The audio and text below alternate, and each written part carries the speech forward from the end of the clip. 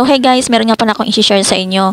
4-in-1 bleaching na po siya guys. So masasabi ko talaga siya na the best talaga siya kasi one day pa lang ginagamit ko. Nakitaan ko na siya ng result. So nagpipil yung balat mo, mahapdi siya, makati sa mukha.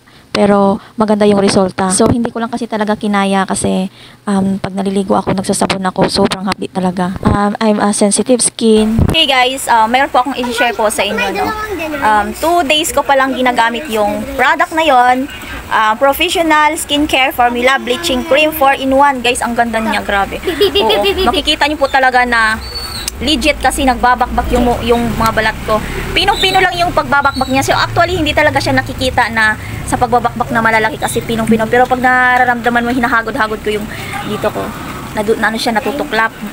Kahit gaganyanin mo siya o na ano siya, sumasama yung dead skin niya. So, ito guys, ipapakita ko sa inyo kung ano yung ginagamit ko. So, ito guys, sobrang legit po niya. 4-in-1 na siya.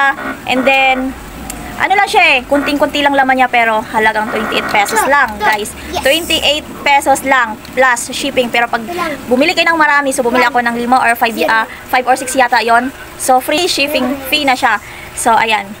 Kung gusto nyong mag-try, i-try nyo na. Ilalagay ko dito sa baba yung link. Ayan, i-click nyo na lang siya guys. Legit promise. Oo. 2 days pa lang, nagbabakbak na ako. Ayan, nakikita nyo naman.